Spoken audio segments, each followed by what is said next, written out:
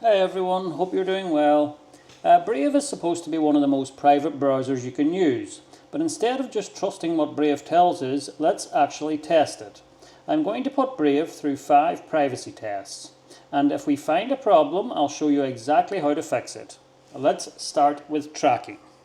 For the first test, you want to go to EFF's Cover Your Tracks. From here, then we want to click Test Your Browser.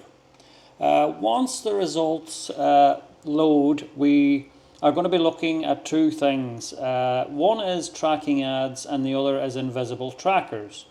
Ideally, we want to see that Brave is protecting against both. So as you can see, our test indicates that you have strong protection against web tracking and blocking tracking ads, yes, and blocking invisible trackers, yes. Next, we just want to make sure that if Brave isn't blocking these, the first thing to check would be shields. So if we open up a new tab and go to a new site, and then if we go over to the Brave Shields icon, we can see that it's enabled and that it's 8 trackers, ads and more are blocked.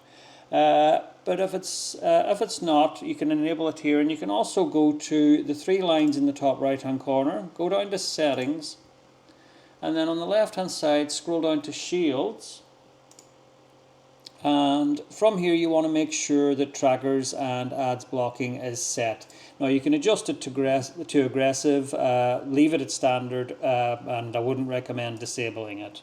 That is now our first test done.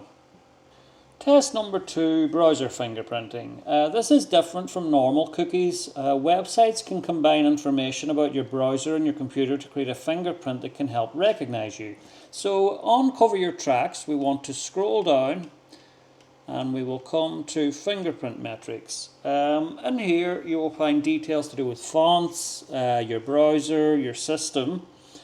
Don't panic if the test says your browser has a unique fingerprint. What we really want to know is whether Brave is actively protecting us against fingerprinting. So what we're going to do is open up a new tab and visit a website.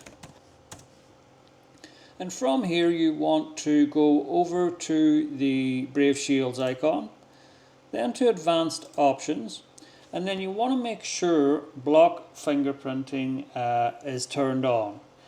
Brave changes or limits some of the information websites can use to fingerprint you, so I would leave this protection enabled.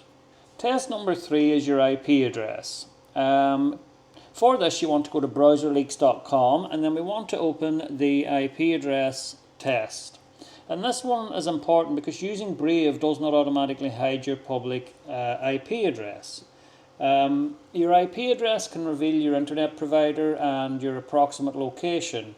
There isn't a Brave setting that simply makes this disappear. So if you want to hide your normal public IP address like I'm doing here, I'm using a VPN, you'll need something like a VPN or Tor. And if you're already using a VPN, you want to check that the IP address shown here belongs to the VPN and not your normal internet connection. Number 4 is WebRTC. This one is especially worth checking if you use a VPN. So we want to go to browserleaks.com and you want to open up the WebRTC leak test. And WebRTC is used for things like browser-based voice and video calls, but it can also expose network information.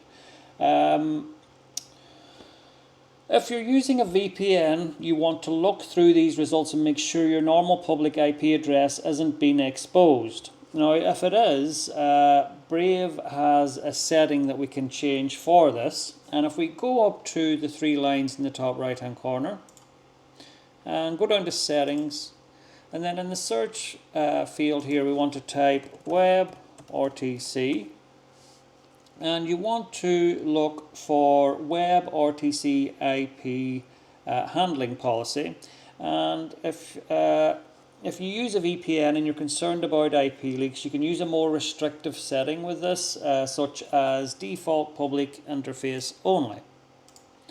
Then if you go back to browserleaks.com and go to the home page and then retest with WebRTC leak test. Just remember that changing WebRTC settings can sometimes affect browser calls and video chat websites. So if something stops working later, this is one setting that you want to check. And number 5 is canvas fingerprinting. So if we go to browserleaks.com and open up the canvas fingerprinting test, this one is pretty clever. A website can ask your browser to draw an image in the background. Tiny differences in your browser, operating system and graphics hardware can change the result. That result can then become another part of your browser fingerprint. Brave has built-in protection against this kind of fingerprinting. So again, if we go up to Brave Shields, then if you scroll down to block fingerprinting, you'll see a little arrow to the right. And as you can see, Canvas, font and user agents, they are enabled. You don't need to make the Canvas results completely disappear. Brave's aim is to make this information less reliable for tracking you. Alright, so before we finish, there's just one setting I would like to check. Open up Brave and go to the 3 lines in the top right hand corner. Scroll down to Settings, and then in the search settings, search DNS. And then under Security, you will see Use Secure DNS.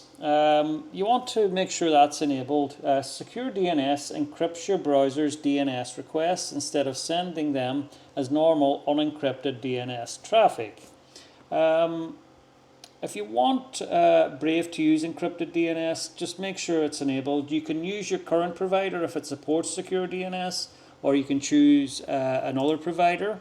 If you already use a VPN that manages your DNS, I wouldn't change this blindly.